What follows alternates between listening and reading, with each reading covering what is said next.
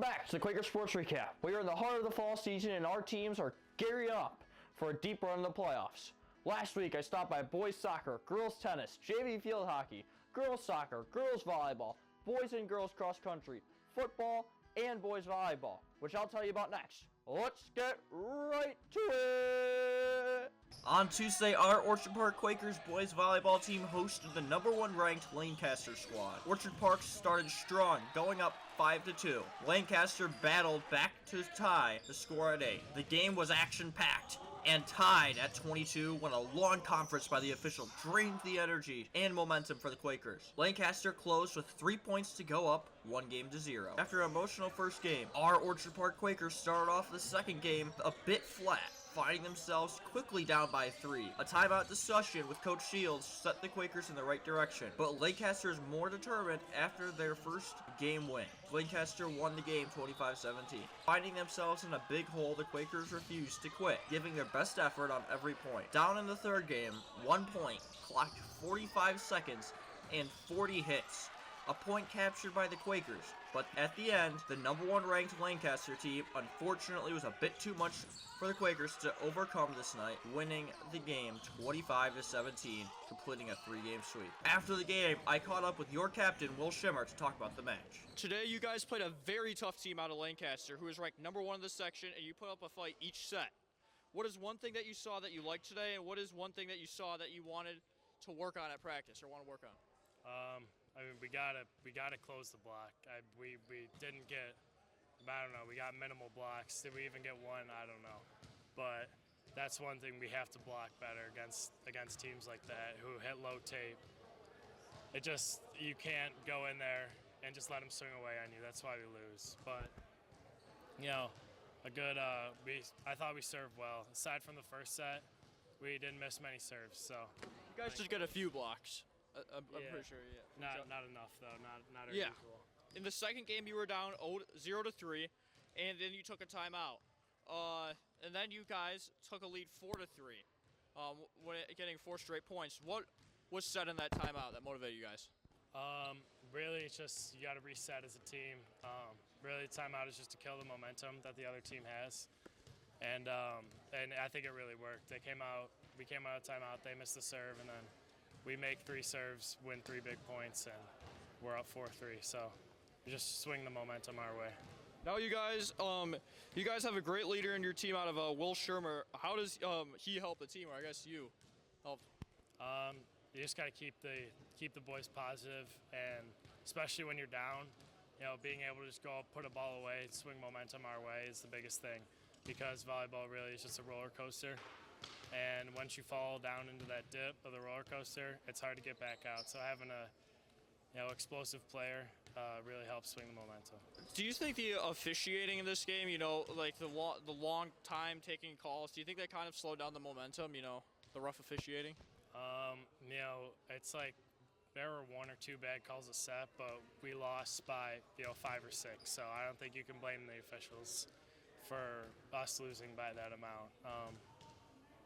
I mean, it is what it is. There's good officials, bad officials. There's officials in the middle.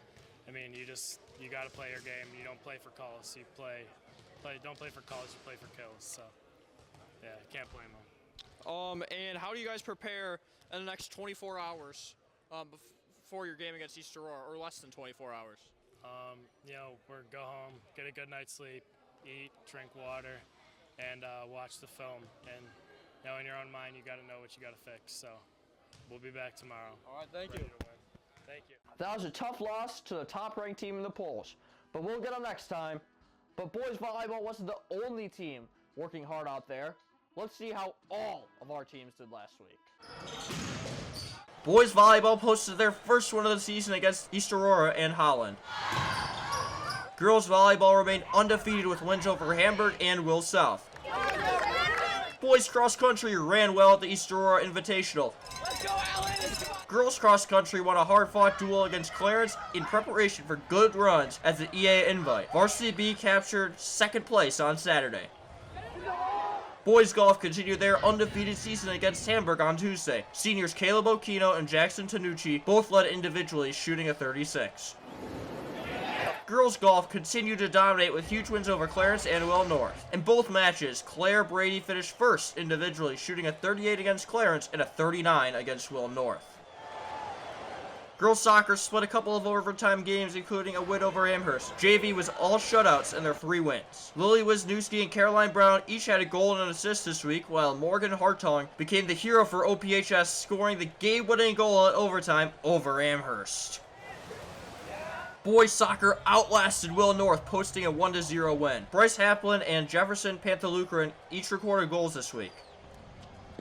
Girls tennis closed the week with wins over West and Lancaster. Girls swimming was dominant in the pool, defeating Frontier on Tuesday. Chloe Bobel won 4 gold medals, while Kelsey Duff won 3, and Allie Snegner and Kate Baker added 2 more for Orchard Park as well.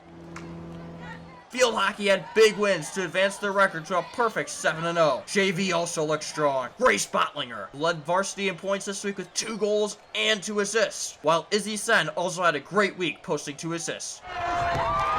Both varsity and JV football posted their first wins of the season against Lockport. Jarek Bresky had another strong game on the ground, accumulating 101 rushing yards and 2 touchdowns, and Jonathan Puglisi played phenomenally, recording 110 receiving yards and 2 interceptions. Up next, we have a Summer So Question segment with soccer player Lily Wisniewski. Let's learn a little bit more about Lily.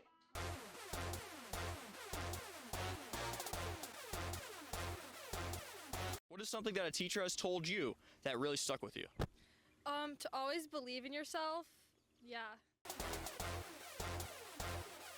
Are you still friends with the first friend you made in kindergarten? I am. Chloe was actually my pre-K class. Oh, really? Living it up. What is the worst or most flagrant penalty that you've ever gotten away with? Oh, God. Probably just like standing in front of the ball when you're not supposed to. That's a rule? Yeah, like on a free kick, if like you do something bad, like you go and stand right in front of the ball, you should get carded, but I haven't. Really? How many times have you done it? Like 6, 7. Oh, wow. Would you accept a $100,000 NIL deal to endorse a product that you do not like? No, because if you're not gonna like it, and why are you promoting something you don't like? Yeah, that's dishonest. What is the biggest world or national event that has occurred where you always will remember where you were when you heard that news, such as the moon landing, or the COVID quarantine, or Taylor Swift dropping The Life of a Showgirl, which comes out on October 3rd? I was gonna say COVID, probably. It's pretty. I was in my friend's basement. We were just chilling, you know. Yeah. 5th grade me. Didn't know what was happening. Yeah. What holiday has the best food? Christmas. Yes. Polish family, good food. Yes. Would you rather be the wealthiest person in the world or the smartest person in the world? This is gonna sound greedy, but probably wealthy. Or actually, no, probably smartness, because then like you can get money with your smartness. True, Like, you make true. money, you know. Thanks for watching this week's Quaker Sports Recap. Our teams are getting stronger and building momentum, so now is the time to go out and actively cheer on our teams. So let's get out there, and together we can shout, "Go Quakers!"